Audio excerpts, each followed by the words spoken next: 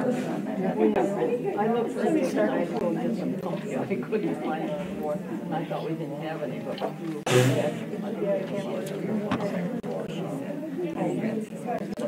I kind of wish that speaker.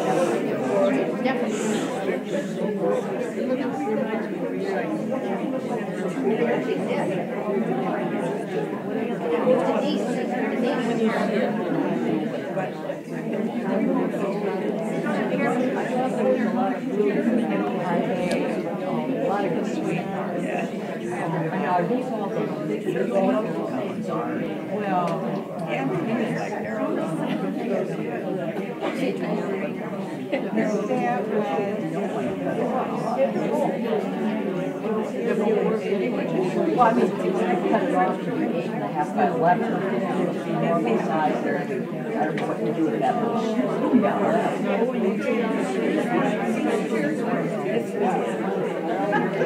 And I thought, you know, she's coming. I'm doing my job right here.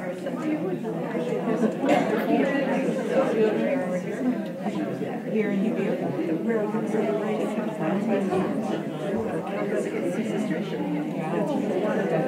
Good evening, everyone.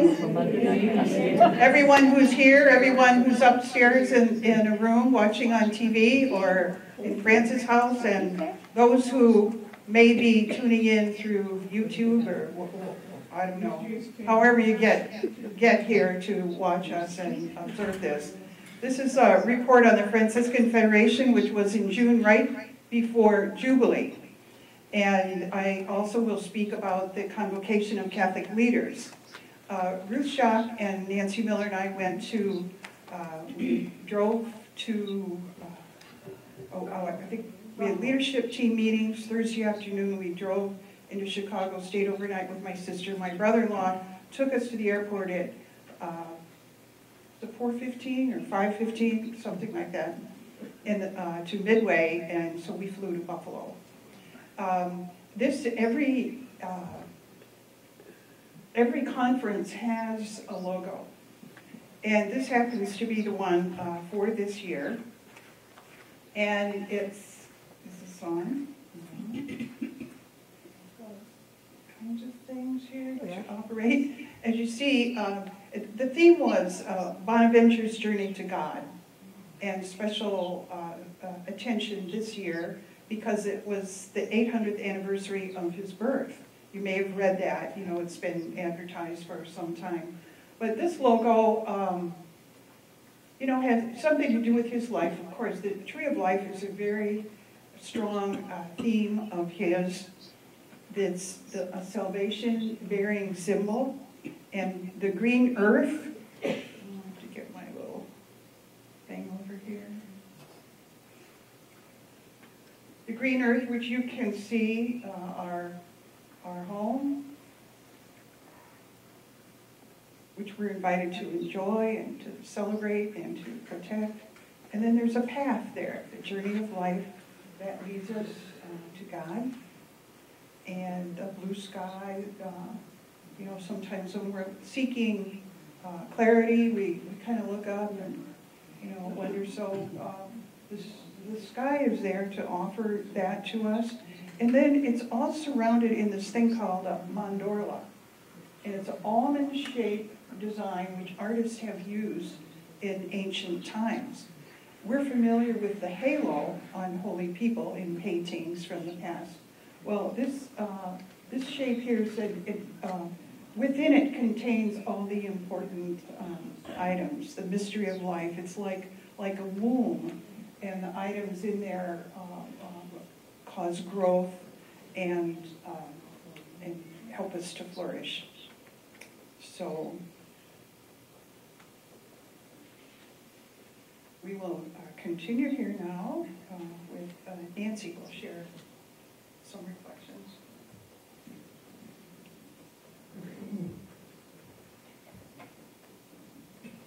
It's great to be with you tonight.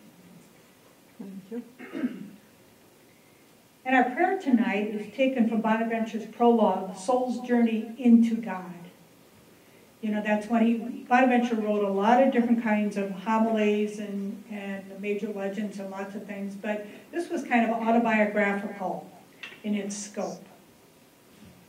And Bonaventure says that one enters into God through Christ crucified. Now for us that it's kind of, might be kind of sanctimonious, but it really is into understanding a compassionate Christ who is one with all of us. Bonaventure wrote this. He purposely went to Laverna, where Francis received the stigmata, and it was 2 years after he was elected Minister General of the Order. At that time, the order was in chaos. And he was experiencing, they say, the burdens of administration. Maybe we can be empathetic here. And in it talks about he was panting for peace. So his prologue will talk about that. And he really obviously was just searching for an internal peace. And so he went to where Father Francis had gone.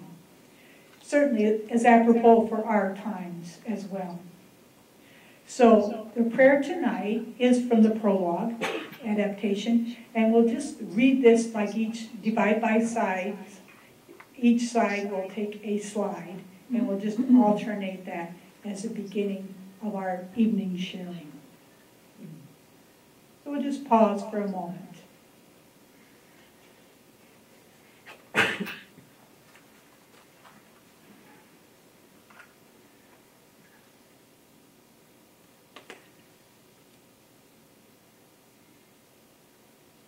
And we pray. To begin my reflections, I call upon the first beginning, from whom all illuminations flow, as from the God of lights, and from whom comes every good and perfect gift.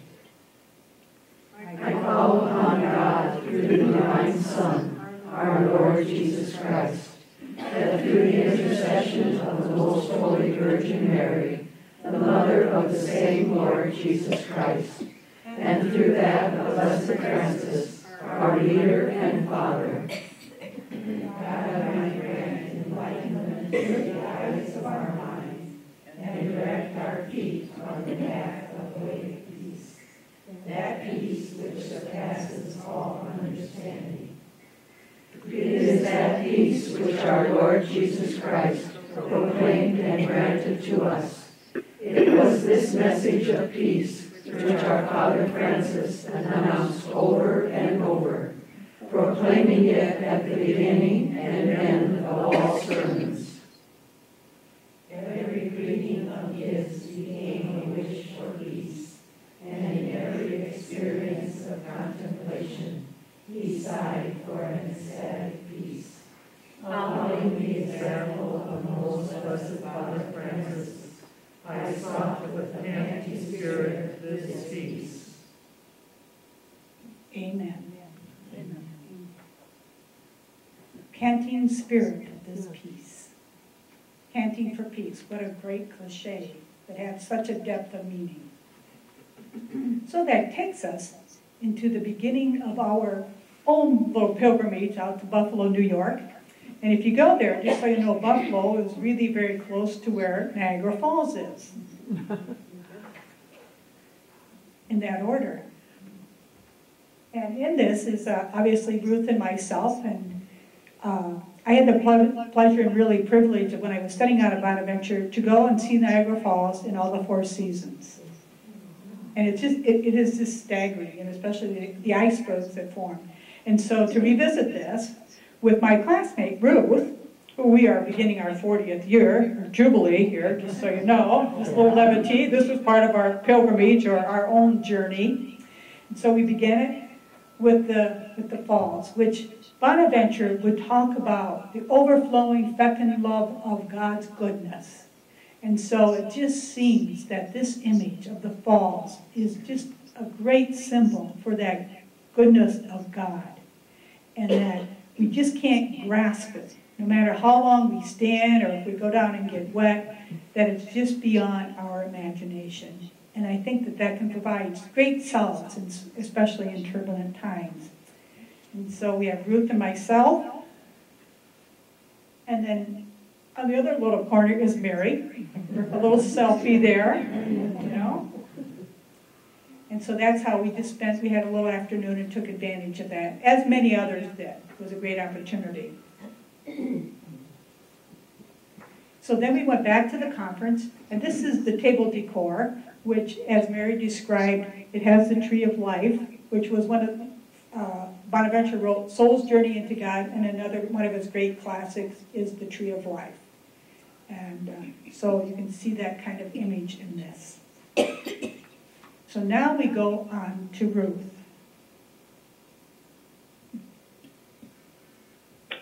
Well, greetings and good evening to everybody from 300 miles away tonight. Can you hear me okay? Yes. Yes. Good evening. Perfect. Thank you. So as Mary said, since this is the 800th anniversary of Bonaventure's birth, the theme for the Franciscan Federation this year was Bonaventure's journey into God for the 21st century.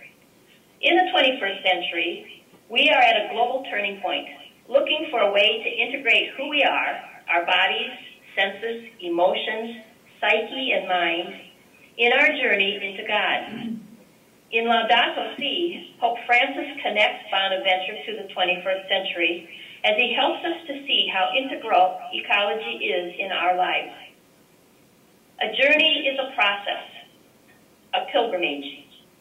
Bonaventure can help us in our 21st century journey as we are challenged to redefine ourselves as a congregation and enter more deeply into the darkness of unknowing that can lead us to find the sweetness in the bitter and the joy in the suffering.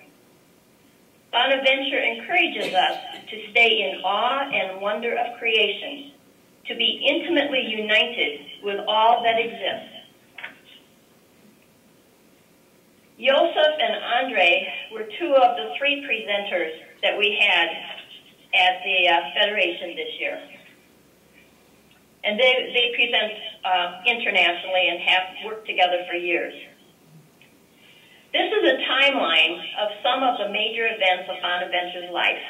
And as you can see, he was a young boy when Francis died in 1226. Although Bonaventure knew some of the first followers of Francis, he never met Francis personally.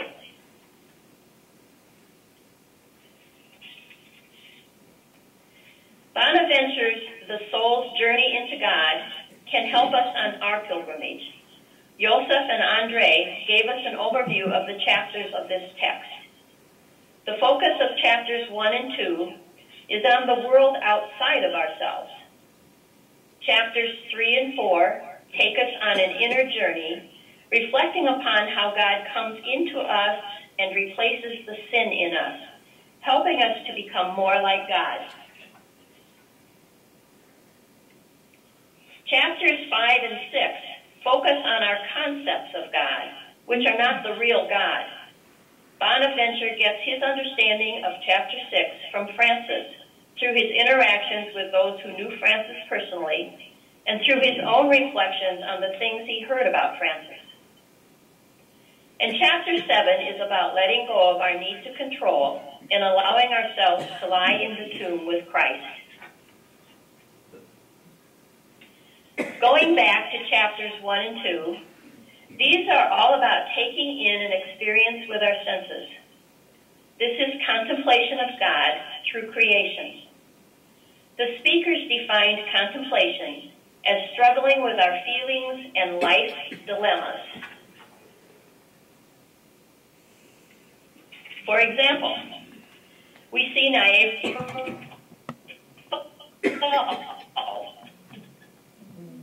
Are you there? She's gone. reflect on its beauty and power and we praise Ruth, can you hear me? We're having Yes. some technical difficulty here. Just hang on a second. What if she called on her cell phone, you put the mic at it? Do you want to try it again? Talking about this slide, and if that doesn't work, we'll go to a cell phone. Okay. So let me go back one. No, just with Niagara We were looking Falls. at yes, we were looking at chapters 1 and 2 and how contemplation is our struggle to know ourselves and God through our world. So if you're standing at Niagara Falls, we're standing there reflecting on its beauty and power and praising God for what God has done. So it was a special blessing for the three of us to have had the chance to go to the falls and to experience them before the conference began, because Joseph and Andre used them as an example quite frequently in their presentations.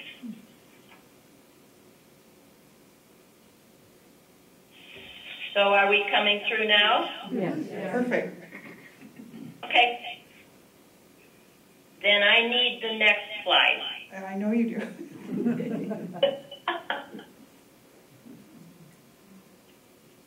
It won't advance.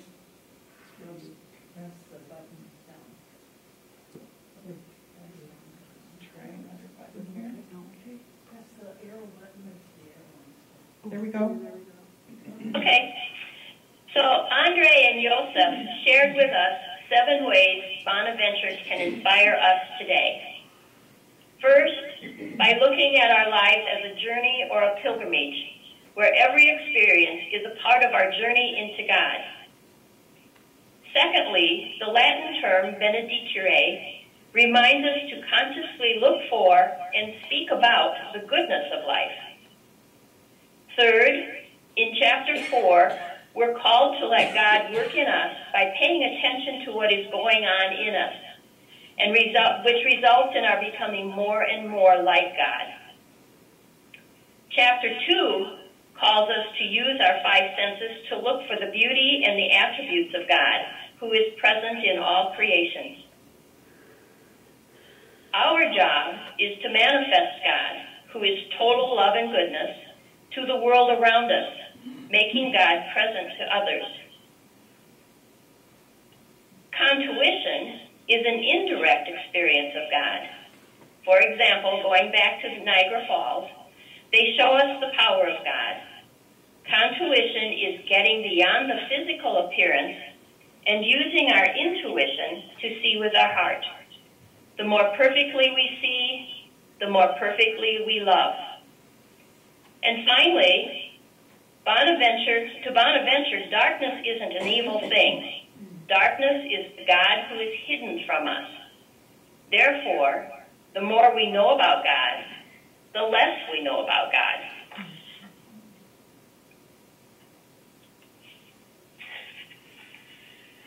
Thank you, Ruth. I'm not sure which of the presenters gave this idea, but it really struck me. You talked about celebrating the Feast of the Incarnation. How do we bring forth Christ? And he gave a very feminine image here. Using the traditional feasts, which we all know: Annunciation, Nativity, the naming of Jesus, Epiphany, presentation in the temple. And I think it's so fitting that today, when Kate gave the reflection for Robertine's funeral, she spoke about grace. Because this is one of the wonderful ideas from Bonaventure, that how are we responding to God's grace? How do we live it? How do we receive it? And so through our own annunciation, how do we open ourselves to the Word of God so that we pay attention to it, so it takes some kind of root in us, as it did in Mary, the mother of Jesus. It took root. She didn't know what the future would bring, but her yes was so huge. So to spiritually conceive of the Word of God and the love of God and all that, all the goodness of God. And then the birth, of course, we know about that. So how and when do we give birth to the God life? It's a very maternal, I have notes here, I'm not even looking at them. So I think through the Annunciation, the spiritual conception of the Word, to receive the Word, we're inspired. And when something is growing, it needs time to gestate. We know that in Omnibus and in Francis' writings, there's that quotation about we're all called to be mothers and brothers and sisters of Christ. This is related to that. Whoops. Okay. Can't do two things at once. Okay. And so then, we have the birth. Then there's the naming of Jesus. And then they suggest that if we experience a spiritual insight and experience a real wonderful gift of grace, that we take time to name it. We don't name it Jesus, like Jesus was named, but we give it a name.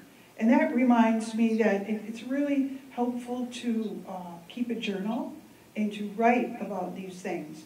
We're encouraged to have a review of life every week, or a review of our day every night. Many of us grew up in that custom. So to name those experiences of grace in our day. And then to the Epiphany, the Magi went to look for Jesus and brought gifts and paid attention, great attention to that. And then the presentation in the temple to present the God life to our own little worlds, to have that grace manifest itself. So I was kind of taken up with this. Here is an event that was, instead of turning to your neighbor and having a discussion, it was fishbowl. And if you've ever been part of that, some people are in it for a while. She speaks, she leaves, and then somebody else comes and takes her place. Well, there were about 250 people there, I guess. I did not know I was going to end up here, but I did. These are the questions that the people in the fishbowl, or the 5 chairs, the people could share. And so it had to do with whatever we had heard so far in the conference. And what we had this little statement presented to us. We may be pregnant more often with the love of God than we give it birth. It's a real meditation, I think, that the seed of God's love or God's grace is growing in us, but maybe we stifle it. It's like that the sower went to sow the seed. What kind of good ground is within us? So that maybe you see it as a negative thing, but I think it's an opportunity that we may have that seed of grace growing in us, and are we allowing it to come to birth? And now we're back to Ruth. Okay? Sister Joanne Schatzlein was the third presenter during the conference. And she too speaks internationally and has led many pilgrimages to Assisi. And she gave us some background on some of the key figures who influenced Bonaventure's thinking, which I found interesting. He knew of Augustine, and Augustine believed in human beings having been created in God's image. And from Augustine, Bonaventure realized that our reflections must begin with God and creation, and that we enter into God through our humanness. Pseudo-Dionysius was a peer of Plato and Aristotle, and from him, Bonaventure realized that all of life flows from God, that God is active in our lives. The Victorines believed it is impossible to represent invisible things unless you have something visible to refer to. From them, Bonaventure came to realize the visible world can stimulate our imagination and will lead us to God. And Bonaventure went to Laverna at a time of great stress in his life, as Nancy had said. He went there to see what happened to Francis when he was there and received the stigmata. Bonaventure took with him a copy of Thomas of Celano's biography of Francis. And it was while he was there that Bonaventure wrote The Soul's Journey into God. And finally, from Richard of Victor, Bonaventure came to understand that there are 4 moments of passionate, burning love in our lives.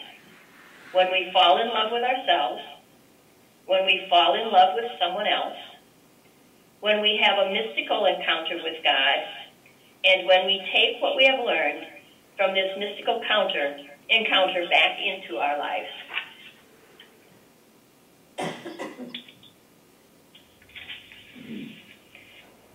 And from Joanne, she pointed out that when we read Bonaventure, we need to engage all of our senses.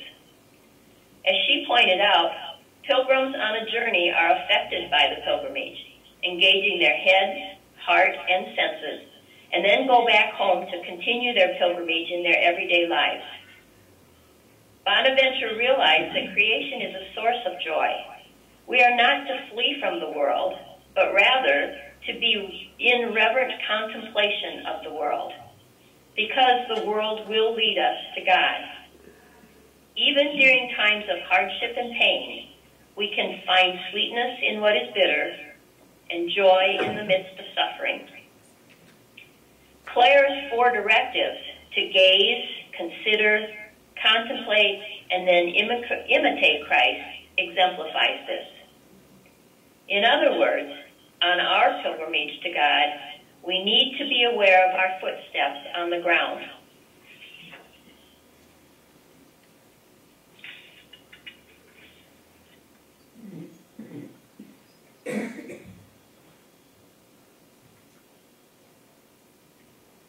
And now we're going to move out of a description of theological into some of the other very practical aspects that happen at the Federation. One of those is that they had the film The Sultan and the Saint. It was premiered last April in Davenport. Has anybody seen that? Did anybody see that? A couple of people?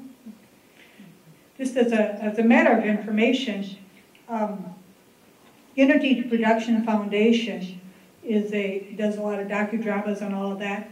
And over 3.5 years ago, they worked with Fan and also Clinton Franciscans in talking about creating this docudrama. So, as an advantage, we were kind of on the ground zero about what happens in order for a production to happen. I give you that as a background, so to see it in the premiere was a great treat. And this film is really the encounter of the Sultan and the Saint from the eyes of a Muslim. You know, we might be familiar with Kathy Warren's work, which really was the Saint and the Sultan, but it's really from the Muslim Islamic perspective, and then offered also from Francis as a way of just really creating interreligious dialogue and understanding about the really seeking peace. And so it is supposed to be available in mid-December for national public broadcasting systems. And so when we get further word when it's going to be available, you know, we'll give you that information. But it's about a 50-minute film and really is to create interreligious dialogue. On that film, there was a number of Muslim Islamic scholars and also Franciscan scholars. Kathy Warren, you may be familiar with her. I did actually go to Bonaventure with her, so I'm familiar with Kathy. Also Mike Cusato, who was out of Bonaventure. So it's it really shows, unfortunately, the incredible violence that Francis would have witnessed. And so it's very graphic that way, but I think it really sheds some great light in the film.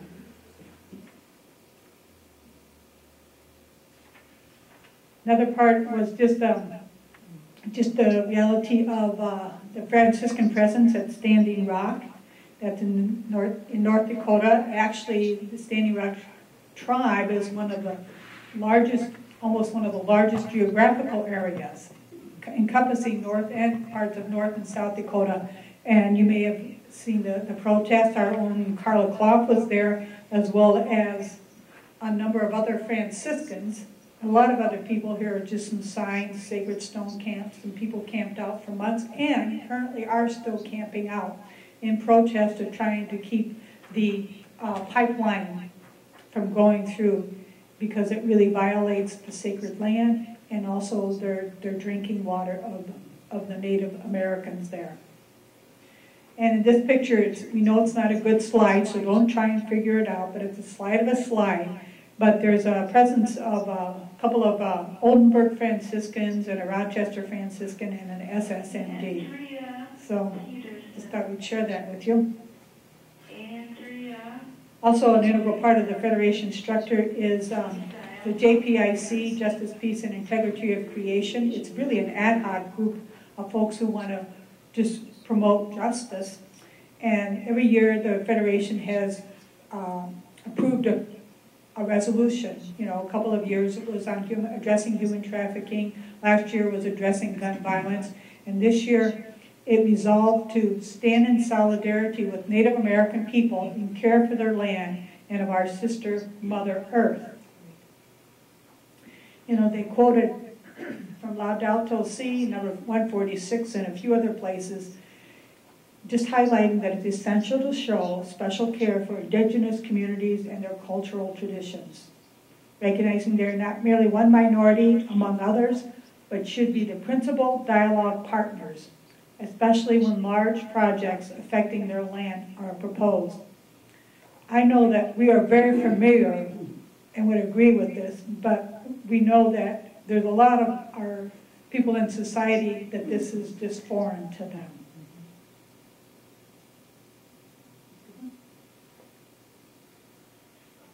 One other thing, and I don't have a slide on this,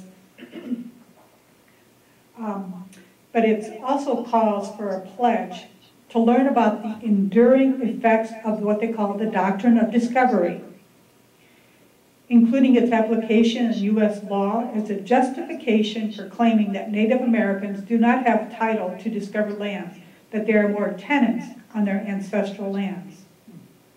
I'll just read this a little bit because, you know, doctrine of discovery, you know, when we first talked about that, I scratched my head and I said, I'd rather listen about Bonaventure. But it's really to learn from indigenous people about their history and cultures and to value their worldview that respects the interconnectedness of all life, including that of Mother Earth, and also to seek pardon for the sufferings imposed upon indigenous peoples and to petition Pope Francis to revoke the doctrine of discovery. So it's recognizing if people are in areas of Native Americans to really seek pardon, and also to contact the Pope to revoke that doctrine.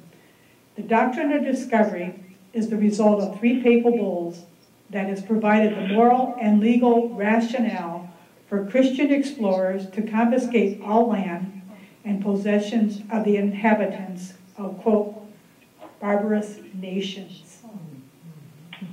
It's from the law.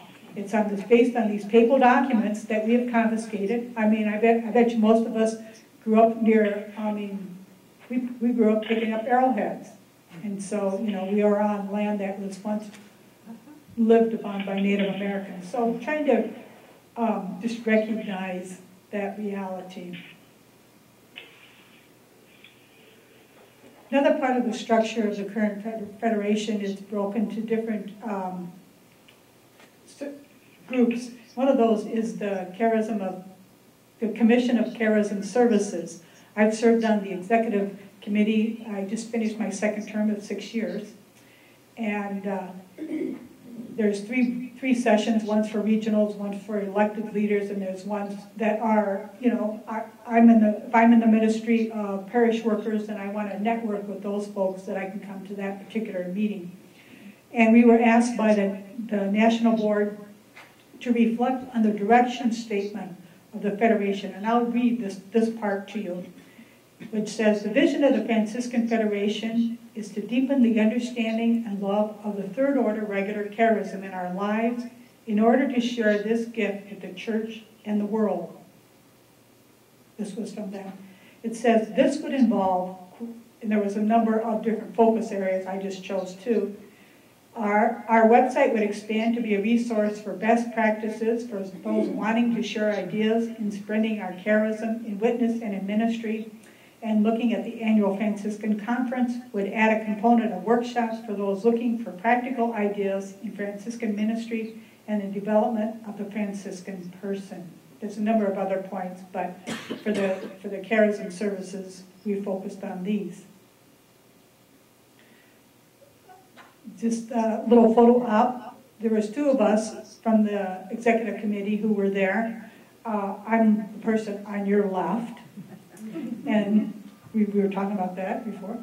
And the person on your right is Suzanne Cush. She's a Felician sister, currently in leadership, and we were the only two from our commission there. And so we just took advantage of the photo op. And I've worked with her now for, it'll be 4 years, and it's just been a great opportunity. And so from our perspective, and we put this in our annual report, that our vision and our work has been about furthering the charism and reach out to those with the Franciscan heart, which also means that it's not just third order regular. It's those with the Franciscan heart, and that's been a real push. And that we've made recommendations to upgrade and revamp the website and make it more interactive.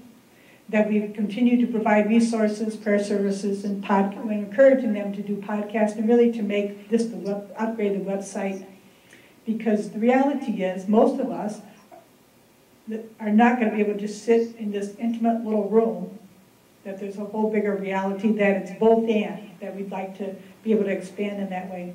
We also have provided a network for ministry, or what we call service groups, and individuals to share conversations, information on the web and at the annual conference, and collaborate with the Franciscan Pilgrimage Program. Suzanne has taken a number of groups with the Pilgrimage group.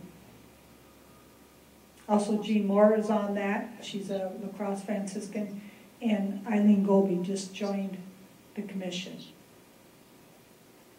Now, this is a logo. I realize you can't see it very well, but it just shows the circle of lots of different kinds. We talked about trying to provide a medium for different people in interest groups to be able to do networking. There's a lot of work to be done because of the need for better technology.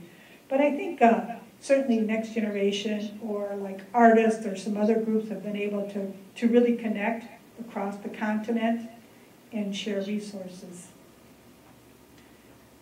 Now we have a different note here. This is me. As you know, it's kind of self-grandizing, isn't it? That I work in Clinton for the Franciscan Peace Center.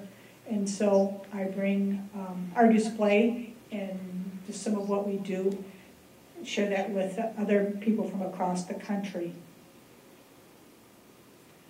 I think we'll talk about this in a little bit, but you know, every day they have honorees, and Ruth Schock was our honoree. We'll talk about that in a minute. But the honoree from Clinton this year was the person in the middle, Sister William McHugh. She taught philosophy and other variations of Francis and other variations of theology, first at their Mount St. Clair and until Ashford just closed last year. And so that was her life. So they recognize, as Bonaventure was a great educator, they recognize educators this year. And then the person on this left is a person who is a sojourner with the Clinton Franciscans. Once again, I'm in this photo, but the person on my right is Sister Margaret Carney. And you may know Sister Margaret Carney was, she and Thaddeus Horgan were the only two North American representatives that helped write the Third Order Regular Rule. Mm-hmm. And when I was out at Bonaventure, I worked as a grad student for her. So I got to know her in a little different kind of way, and it was a great privilege. And one of the probably most important at this point, a year ago, or a little over a year ago, Margaret Carney was diagnosed with a cancer. So she had gone a bone marrow transplant and all of that. So a year ago at the Federation, she was in this very serious condition.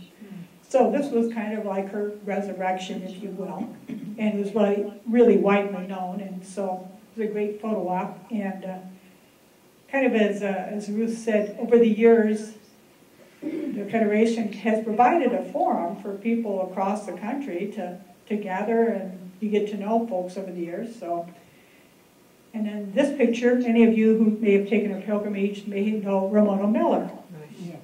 So you have Miller Square in this picture. Sorry, that just happened. Ramona Miller, though, she's a Rochester Franciscan, and for years did the pilgrimage program. I think she gave retreats up here, and so, over the years, I got to know. So we just took advantage, and a little silliness, but that's part of why you go to these things here. And so next, then, we're going to go to Ruth. And she was our honoree this year. Sure. Okay, Ruth. So I think that slide speaks for itself.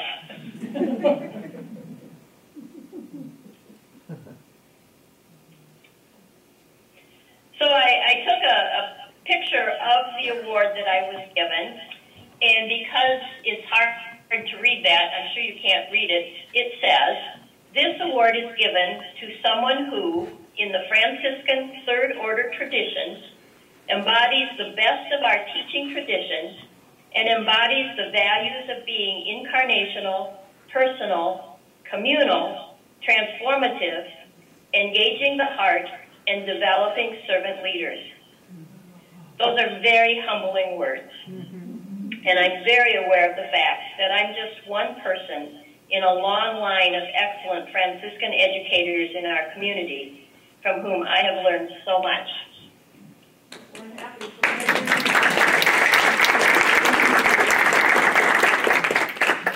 Did you hear that? Thank you. Yes, I did. Thank you. Okay.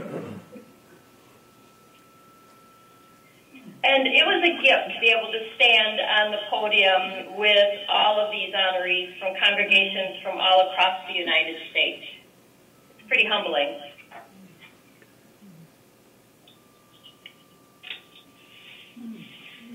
Some of the members of the Franciscan Handmaids attended the Federation, and we were able to share time together.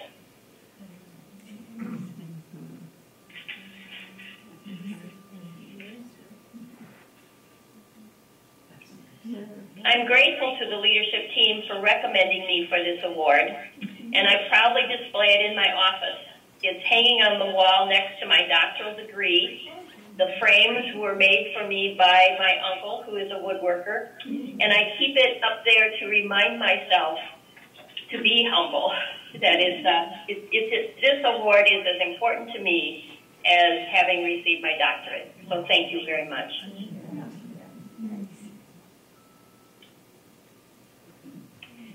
And as Nancy said, we had the added bonus of spending some time together.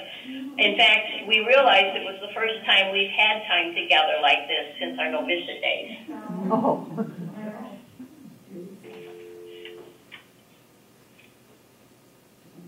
Thank you, Ruth.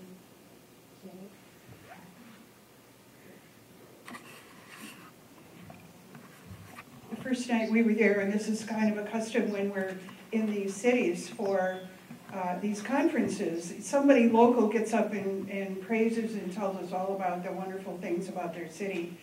Well, we didn't know how close we were, and we didn't know, anyway, we had time when the conference was over. It really was over. We didn't skip anything. To go to this city hall. We saw it our first days. We grabbed a sandwich a few blocks from the hotel. And this sister, I guess she talked about it, and she said, you can go into our city hall and get an elevator and go to the top, which we did. But we really noticed the design at the top, and it reminded us of Native American paintings and things. And so we did go up that afternoon before we had to catch the plane. And there are lookouts, viewing windows on each side. And, you know, we realized we were, oh, Ruth, remember you told that story, was it your grandpa or your great-grandpa? Came to Buffalo and worked on the Erie Canal. And I'm like, oh, wow. We're on Lake Erie, oh, Erie Canal. Okay, so we're looking out at this, and I remember this song I learned in 5th grade. I got a mule, her name is Sal. I started singing it, and they said, please stop.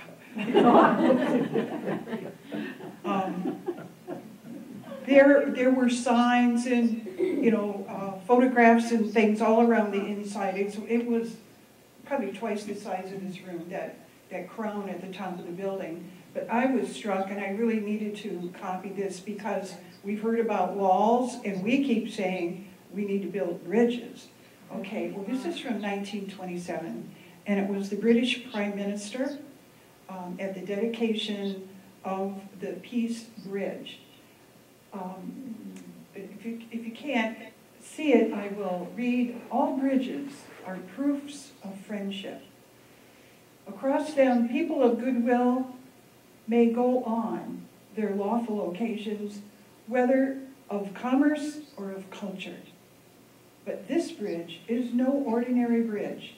It stands as a sign and a symbol of more than a century of peace between the United States and the nations of the British Empire. It was pretty wonderful foresight almost 90 years ago. And then we had time to go to a church. If you know me, I like to investigate these churches. The cathedral was not very far away, and it's pretty old. That, you know, the Gothic windows and arches were pretty interesting. Way down here, we believe was that bouquet that you saw Ruth and Nancy sitting beside. I said, this looks like the one we had at the Federation, so we think someone brought it over. That's external view of the church. And then this, you won't believe, this is St. Anthony, and it's a mosaic on the wall, and it took Nancy's eye. You know how we all always, you know, pray to St. Anthony, find stuff. Well, he was better known. He was a wonderful preacher. This shows him preaching to the people. Maybe I need to do more of these and get these things figured out, but they're the folks, and it's a mosaic. It's really very wonderful. We came home, flew home Monday evening to Chicago, got the car and drove back here. Went right into I think we had long-range planning.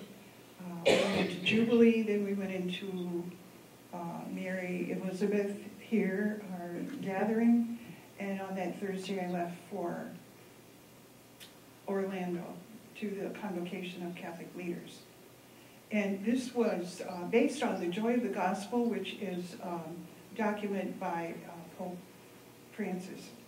I just have a few slides here of the venue, I guess. It was huge, huge auditorium. And they had, you see this is a slide, or a screen, and they had 3 of those. One was here, here, and over here.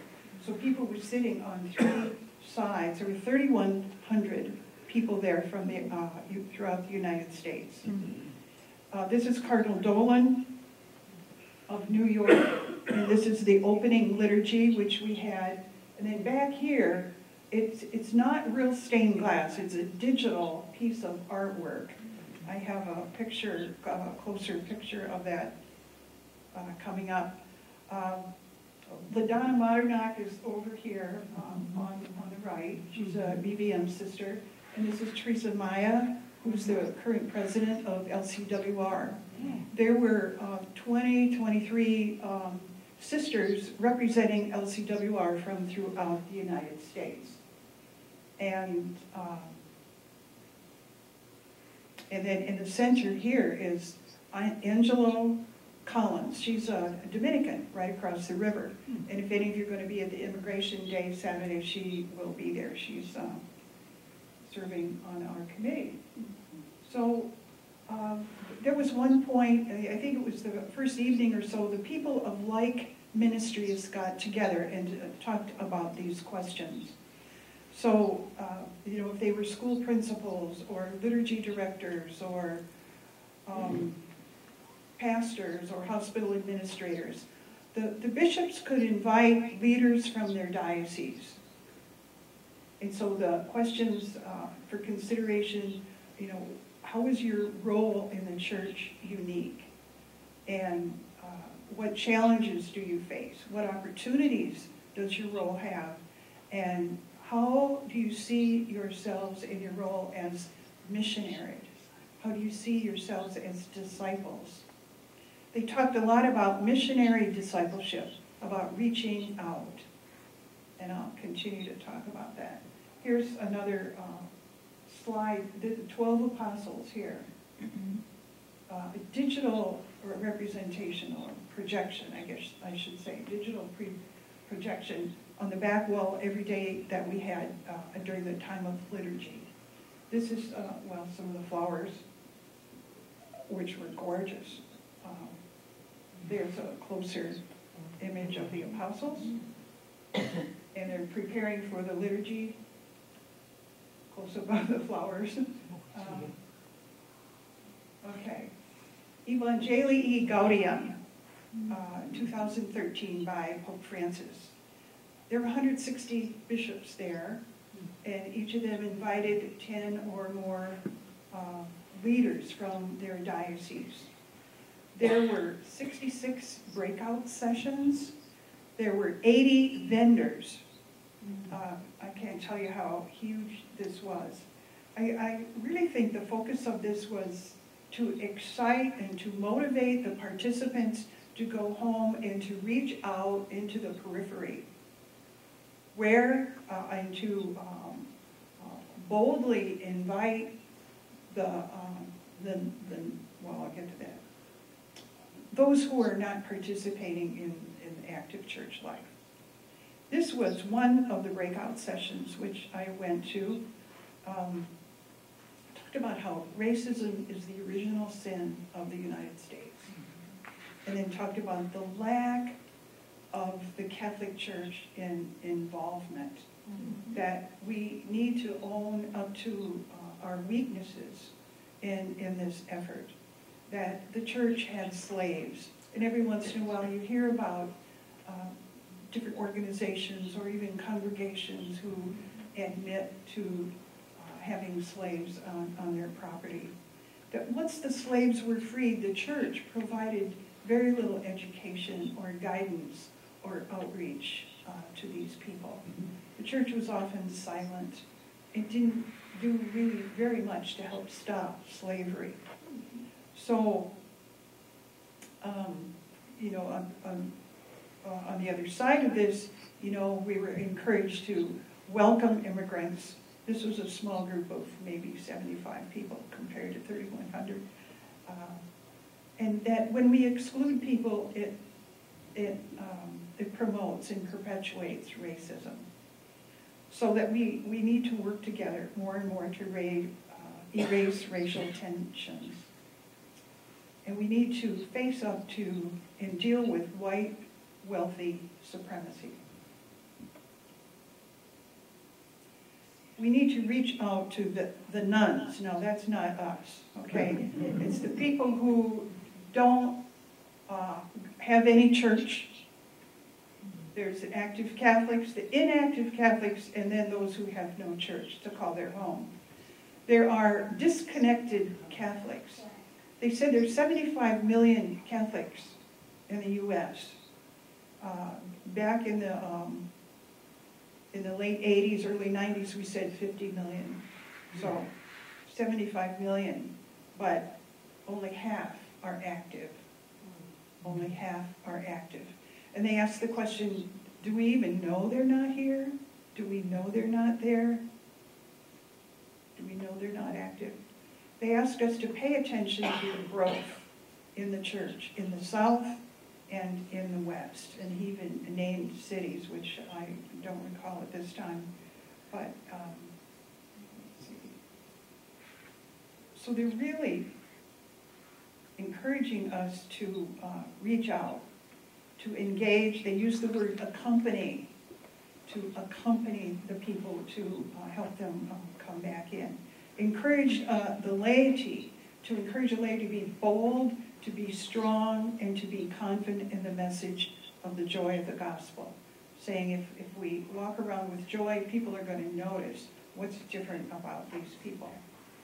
So then regarding immigration, to allow immigrants in our churches to have a role, to acknowledge their form of prayer, their form of celebration and family life, and encourage us all to be in a permanent state of mission, of outreach. That for too long we just said, well, let the priests do it, or let the sisters do it, or let the parish council president do it. But this was to encourage everyone to get out there and motivate the troops. I went to one on violence. Abuse is not a virtue. It's not a Catholic value. And that victims of abuse, all kinds of domestic violence and human trafficking, etc., are the face of a suffering Christ. And that they demand and can heal, if we extend some tenderness to them.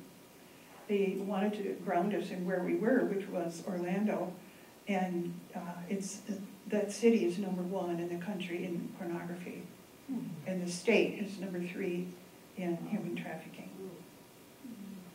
It was very interesting. One of the men in the group, he stood up actually at the end, and there were at least 2 bishops in each of these breakout sessions.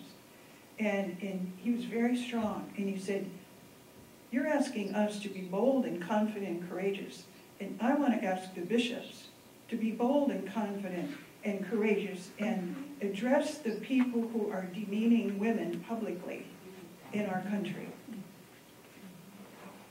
That was really pretty strong. It was wonderful.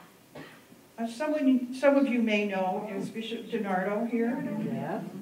He was in Sioux City a number of years, and he's now Cardinal DiNardo. He's in Houston, Galveston, so he certainly would know of the difficult time that they are having there. He was the presider at the closing liturgy, and he had some pretty wonderful, I just want to quote part of what he said. He said, John 17 today, which was the reading of that day, reminds me of how contemplative we're going to have to be if we are going to be active. Never are we more active than when the Word of God is so recalled by you. You are seated there in God's loving grace. And when you are seated there, you realize how much God blesses you. Those were some of his closing remarks on the last day. This is a quote from Pope Francis. I don't know if you... Joy springs from a grateful heart. So in closing tonight, to paraphrase Bonaventure and Pope Francis, we close this evening with so many reasons to be full of joy when we live in gratitude as we journey together into God. Amen.